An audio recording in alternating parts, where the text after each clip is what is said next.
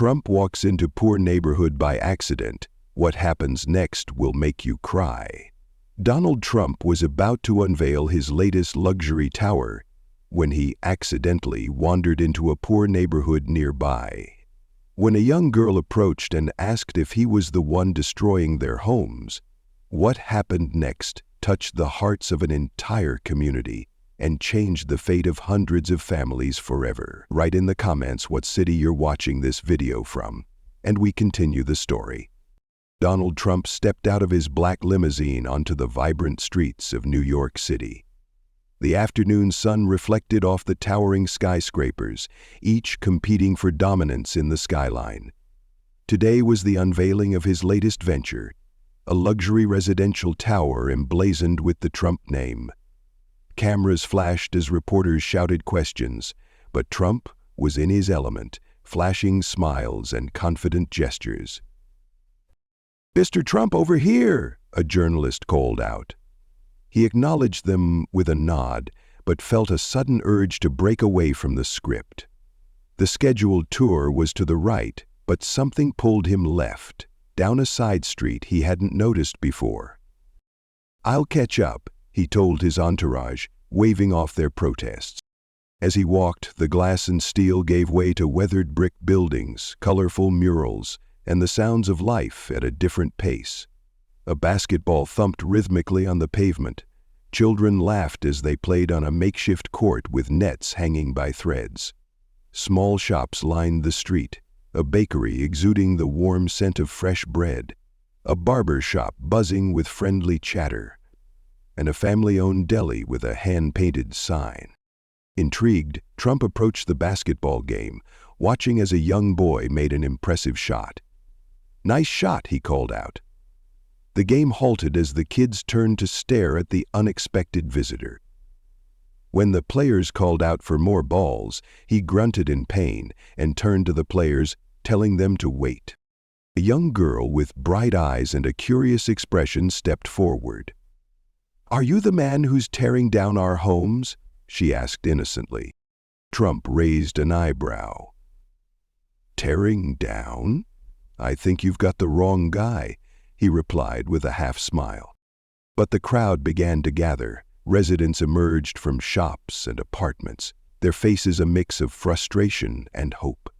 An older woman clutched a shopping bag to her chest. "It's your building, sir," she said, pointing to a towering crane in the distance.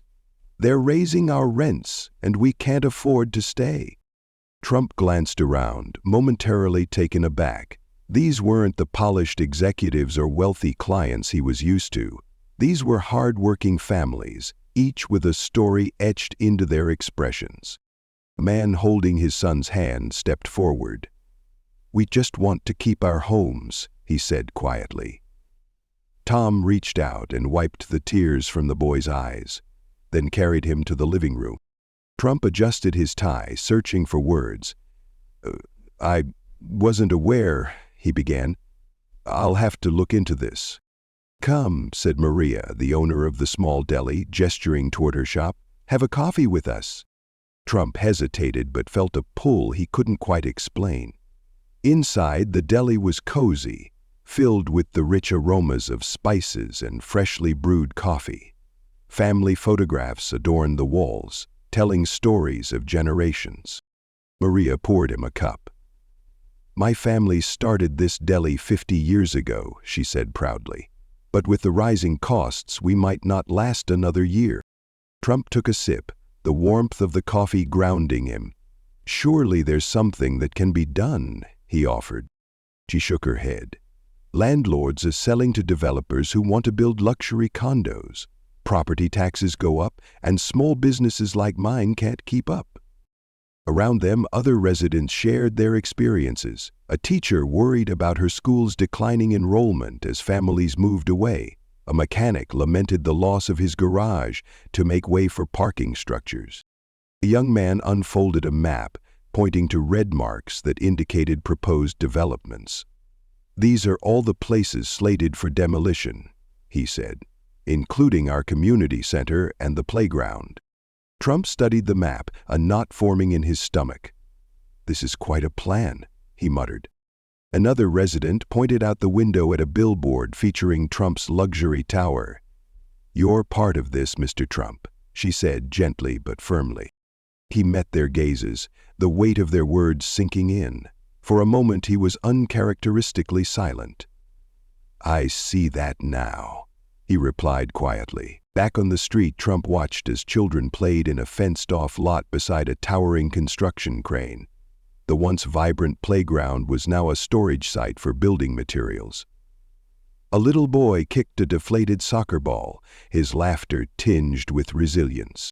"They took our playground away," the boy said when he noticed Trump watching. "Said they're building something better, but we just want our old one back." Trump felt a stir of frustration. "This doesn't seem right," he said aloud. Trump said. A parent standing nearby chimed in. "These kids don't care about luxury apartments or high-end stores. They just want a place to play." Trump nodded thoughtfully. "Back in my day, developers respected communities," he mused. "They built with purpose, not just profit." An idea sparked within him. Turning to his assistant, who had finally caught up, he said, "Get me the plans for all the developments in this area. I want to see who approved them." "But sir, those are competitors' projects," the assistant responded, puzzled. "Exactly," Trump said, his eyes narrowing. "And they're doing it all wrong." He walked back to the group of residents. "This isn't smart development," he declared. "It's short-sighted and, frankly, lazy." The residents exchanged surprised glances. Was Donald Trump, real estate mogul and billionaire, taking their side? Maria asked cautiously, "Mr. Trump, what are you saying?" He straightened his tie, a familiar determination setting in. "I'm saying that maybe it's time someone taught these developers how to do things the right way." News traveled fast. By the next morning, headlines blared. "Trump takes stand against unchecked development." Skepticism mixed with curiosity as the city watched this unexpected turn of events. Trump met with community leaders, sitting around a worn wooden table in the local community center. Blueprints and documents were strewn about as they discussed strategies. At the city council meeting, tensions were high. Developers presented their plans with polished presentations, dismissing concerns as mere obstacles. The council member sighed. "We've heard the community's pleas, but progress can't be halted." Trump stood up. "Permission to speak?" Whispers rippled through the room. The council nodded. "I've built a career on recognizing good deals," he began, "and what I'm seeing here is a bad deal for the community and ultimately for the city. Where will you get housing, and if the community is affected by it?" He gestured toward the developers. "You're overlooking the very people who give this city its heartbeat. Displacing them isn't progress, it's regression." The room erupted into applause from the residents. The developers shifted uncomfortably. Over the following weeks, Trump used his influence to broker meetings between landlords and tenants. He negotiated rent freezes and convinced some property owners to reconsider selling. Leveraging his media connections, he brought national attention to the neighborhood's plight. Maria's Deli became the unofficial headquarters for the movement. Maps, petitions, and news articles covered the walls. Trump was often there, sleeves rolled up, discussing plans over coffee. One afternoon, a local business owner approached him. "Why are you doing this?" she asked. He paused before answering. "Because sometimes doing what's right is the best deal of all." With mounting pressure, Trump proposed a solution at a highly anticipated press conference. Flanked by both developers and community members, he unveiled revised plans for his luxury tower. And most of the city's former buildings have returned. The new development will include affordable housing units integrated seamlessly with luxury residences, he announced. "We'll rebuild the public park better than before and implement rent stabilization measures for existing tenants." Cameras flashed as reporters scrambled to capture the moment. A developer stepped forward, reluctance evident.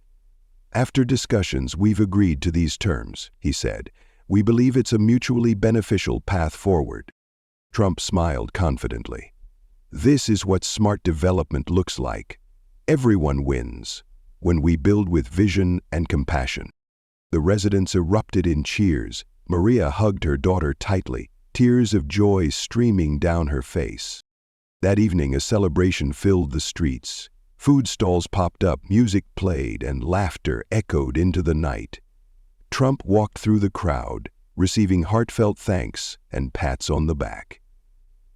91 years old, Franklin, wrote his mother-in-law, was born on a poor place called Portsmouth. A young boy from the basketball court approached him, holding out a handmade hat embroidered with the words, "Make our neighborhood great again." Trump chuckled, placing the hat on his head. "I think we're off to a good start," he said. Months later, the neighborhood buzzed with renewed energy. The park was alive with children swinging, couples strolling, and elders playing chess under the shade of newly planted trees. The fusion of modern apartments and preserved historic buildings stood as a testament to what could be accomplished with cooperation. Small businesses thrived. Maria's Deli had expanded, now offering cooking classes that celebrated the community's diverse heritage. The once threatened school hosted an art exhibition, showcasing students' visions for the future. Trump visited unannounced, strolling through the lively streets. He watched a familiar basketball game, smiling as the young players demonstrated their improved skills. The boy who had given him the hat spotted him. "Mr. Trump, want to join?" he shouted. He laughed. "Maybe next time, champ." As he turned to leave, he overheard a conversation between two residents. "Hi, Sakuru. Never thought I'd say this, but thanks, Trump," one said. "Yeah," the other agreed. He actually made a difference. Trump allowed himself a small smile. Climbing into his limousine, he took one last look at the neighborhood, a place where towers and blocks coexisted, each stronger for the presence of the other. "Where to next, sir?" his driver asked. He glanced at the city skyline, possibilities swirling in his mind. "Let's see where else we can build something great," he replied.